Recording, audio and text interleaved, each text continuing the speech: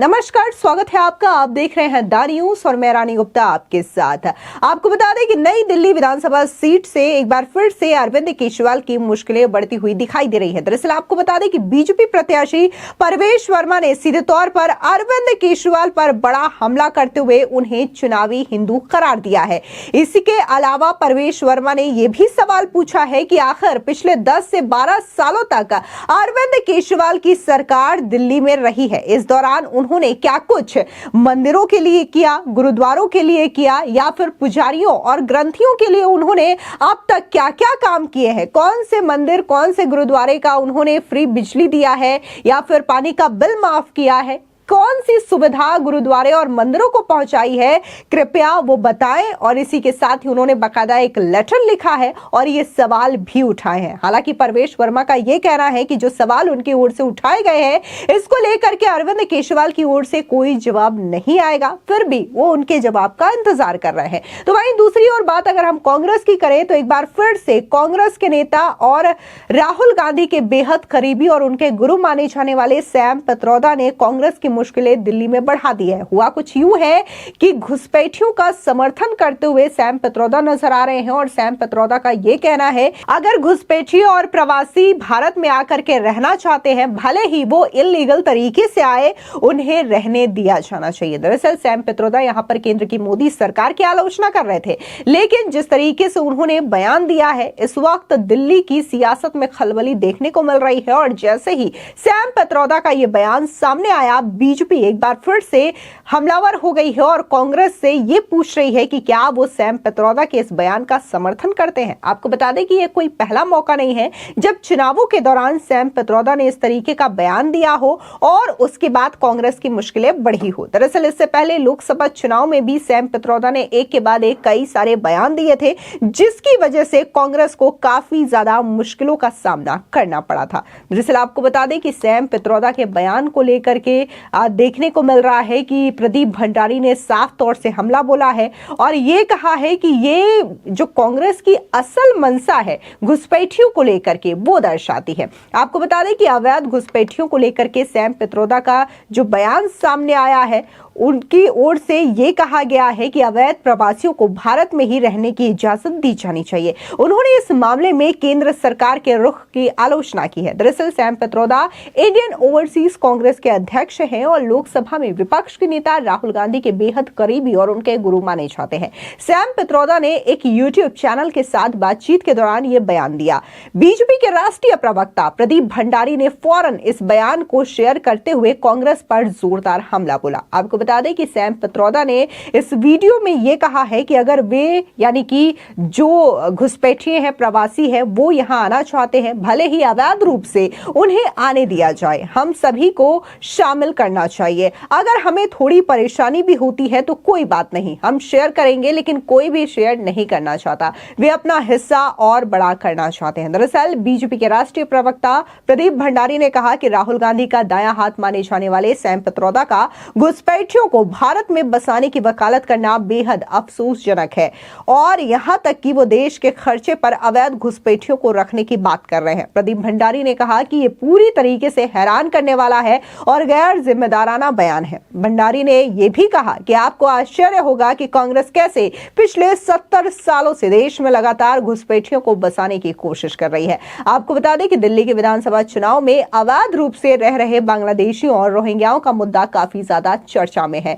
BJP ने आम आदमी पार्टी पर आरोप लगाया है कि वो दिल्ली में अवैध रूप से रह रहे बांग्लादेशियों के आधार कार्ड बनवा रही है। बीजेपी के तमाम बड़े नेता अपने चुनावी सभाओं में ये कह चुके हैं कि दिल्ली में अगर उनकी सरकार बनी तो बांग्लादेशियों को वापस भेज दिया जाएगा और उनके खिलाफ सख्त से सख्त कार्रवाई की जाएगी। वहीं दिल्ली के उपराज्यपाल सचिवालय ने भी दिल्ली के मुख्य सचिव और पुलिस आयुक्त को राष्ट्रीय राजधानी में अवैध रूप से रह रहे बांग्लादेशी प्रवासियों की पहचान करने और उनके खिलाफ सख्त कार्रवाई करने के 2 महीने का विशेष अभियान शुरू करने का निर्देश दिया है। एक अन्य पुलिस अधिकारी ने कहा है कि अगर अवैध रूप से रह रहे या फिर किसी अवैध गतिविधि में संलिप्त पाए गए तो मामला मामला दर्ज किया जा सकता है। दिल्ली में 15 पुलिस जिले हैं और सभी जिला प्रमुखों को 2 महीने तक अभियान चलाने के निर्देश जारी कर दिए गए हैं।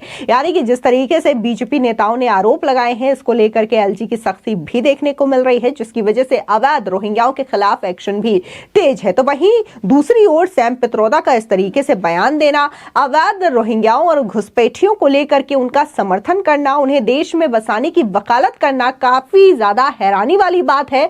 और इसी वजह से माना जा रहा है कि इस तरीके की बयानबाजी और भी ज्यादा कांग्रेस के लिए मुश्किलें दिल्ली में खड़ी कर सकता है। हालांकि कांग्रेस की स्थिति दिल्ली चुनाव में ठीक नहीं है, लेकिन इसके बावजूद जो कुछ सीटें आ सकती है कांग्रेस की, वो सैम पित्रोदा जैसे लोगों के इन बयानों की वजह से और भी ज्यादा कांग्रेस के लिए मुसीबत खड़ी कर रहा है। तो वहीं जिस तरीके से परवेश वर्मा ने अरविंद केजरीवाल को सीधे तौर पर चुनौती दी है और ये कहा है कि ग्रंथियों और मंदिर के पुजारियों के लिए क्या कुछ उन्होंने किया है, इसको लेकर के अपना उत्तर दे। इससे पहले अरविंद केजरीवाल ने एक बार फिर से अपनी 15 गारंटी लॉन्च की है और उस गारंटी को लेकर के भी परवेश वर्मा ने अरविंद केजरीवाल पर ताबड़तोड़ हमले भी किए हैं। उन्होंने सीधे तौर पर यह पूछा है कि आखिर 10 से 12 सालों में अरविंद केजरीवाल ने क्या कुछ किया है जो वो नई गारंटी लेकर के आए हैं। सीधे तौर पर उन्होंने केजरीवाल को घोषणावाल बता दिया है। सुनिए प्रवेश वर्मा का ये बयान।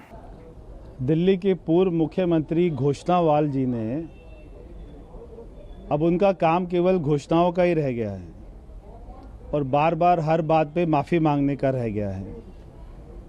वो आज जो उन्होंने केजरीवाल की गारंटी करके ये निकाला है, इसमें एक भी बात उन्होंने ये नहीं कही है कि मैंने 11 साल में काम कौन सा किया है। ये तो उन्होंने हर बार कहा कि मैं यमुना साफ करूंगा, नहीं करी। अब वो अभी भी कह रहे हैं हर घर 24 घंटे पीने का पानी, इसका मतलब वो नहीं दे पाए। वो कह रहे सरकारी हो या प्राइवेट सारे बुजुर्गों को मुफ्त इलाज, इसका मतलब वो नहीं दे पाए। वो कह रहे हर महिला को 2100 रुपया, यानी कि वो पंजाब में नहीं दे पाए। वो कह रहे विश्व स्तरीय सड़कों का निर्माण, यानी कि वो नहीं दे पाए। वो कह रहे यमुना साफ करेंगे, यानी कि वो नहीं कर पाए। वो कह रहे नए राशन कार्ड बनाएंगे, यानी कि वो नए राशन कार्ड तक नहीं बना पाए लोगों के। वो कह रहे सभी ऑटो वालों के लिए, दलित समाज के लिए, छात्रों के लिए, आरडब्ल्यू के लिए, यानी कि वो कोई काम कर ही नहीं पाए। मैं अरविंद केजरीवाल से कहूँगा कि बार बार गारंटी देना, बार बार घोषणा करना, अब तो दिल्ली की जनता उनको घोषणावाल कहने लग गई है। उनको अरविंद केजरीवाल का नाम बदलकर घोषणावाल हो गया है और वो 3 बातों पर खुद ही माफ़ी मांग रहे हैं। सवाल 3 का नहीं है, वो एक भी काम नहीं कर पाए। एक हर बात की घोषणा करे जा रहे हैं। रात को कोई सपना देखते हैं, सुबह बोल देते हैं। अभी तो वो 3 के लिए माफ़ी मांग रहे हैं। आप जरा और अपना 12 दिन रुक जाइए। 8 तारीख को अपनी सारी गलतियों के लिए, सारे कर्मों के लिए दिल्ली की जनता से माफ़ी मांगेंगे। देखिए 11 साल का समय बहुत होता है। 11 साल में उनको दिल्ली के छात्रों की याद नहीं आई, 11 साल में उनको महिलाओं की याद नहीं आई, 11 साल में उनको दिल्ली के धोबियों की याद नहीं आई, झुग्गी बस्ती में रहने वालों की याद नहीं आई, सारे बेरोजगारों की याद नहीं आई। आज क्योंकि चुनाव में उनको हार के बीच में केवल 10 दिन का है समय, इसलिए उनको सबकी याद आ रही है। और यही होती है मौका परस्ती, यही होता है कि आदमी कैसा ठग होता है, यही होता है कि आदमी कितना झूठ बोलने वाला होता है। कि चुनाव से पहले अगर वो 11 साल काम कर लिए होते तो अपना हर जगह प्रचार प्रसार में दिल्ली का डेवलपमेंट की शक्ल दिखाते। क्योंकि कोई काम नहीं किया, इसलिए वो घोषणा घोषणा घोषणा करे जा रहे हैं। दिल्ली की जनता अभी उनको घोषणावाल कहने लग गई है। भारतीय जनता पार्टी की सरकार आएगी, दिल्ली में केवल एक ही घोषणा बंद होगी, एक ही स्कीम बंद होगी। उसका नाम है 1 बॉटल के बदले में 1 बॉटल शराब फ्री। इसके अलावा सारी जो भी स्कीम है, सारी मानवता के हित में, सारी गरीबों के हित में, सारी महिलाओं के, बुजुर्गों के, हमारे बच्चों के हित में, सारी स्कीम को हम इम्प्लीमेंट करेंगे 100%। जो इसने घोषणा करी है वो केवल घोषणाओं में ही रह गई है स्कीम। हम उसको ज़मीनी स्तर तक हर गरीब आदमी के घर में लेके जाएंगे। केजरीवाल को अब दिल्ली की जनता घोषणावाल कहने लग गई है कुछ दिनों से, क्योंकि जब उनको अपनी हार दिखाई दे रही है तो वो लगातार रोज़ नए झूठ, रोज़ नई सिग्नेचर, रोज़ नई कहानियाँ, केवल 12 दिन बचे हैं, दिल्ली में भारतीय जनता पार्टी की सरकार बनेगी। आज जो इन्होंने घोषणाएं करी हैं, पानी के गलत बिल माफ़, तो आए कैसे भाई? ये तो आप ही का डिपार्टमेंट है। बिजली के गलत बिल माफ़, ये तो आप ही का डिपार्टमेंट है। आए कैसे? सारी यमुना को साफ करेंगे, आपने आज तक नहीं की 11 साल में। आज भी केवल घोषणाएं घोषणाएं घोषणाएं करे जा रहे हैं। 11 साल में काम क्या किया उसकी तो कोई तस्वीर नहीं दिखाई दे रही किसी भी चुनाव प्रसार में। दिल्ली के बच्चों को रोजगार चाहिए। हमारी पार्टी ने कहा है 50,000 हमारे बच्चों को सरकारी नौकरियां देंगे। तो अभी तो वो केवल 3 काम कह रहे हैं कि मैं यमुना साफ़ नहीं कर पाया, मैं सड़कें साफ़ नहीं कर पाया, मैं सीवर लाइन नहीं साफ़ कर पाया, मैं पानी नहीं साफ़ दे पाया।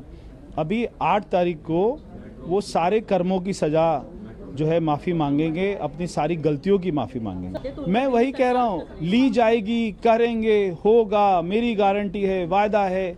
11 साल मुख्यमंत्री रहे भैया, 11 साल में आपने काम किया वो तो बताइए। फिलहाल इस पूरी खबर को लेकर के आपकी क्या राय है, कमेंट सेक्शन में जरूर बताएं। धन्यवाद।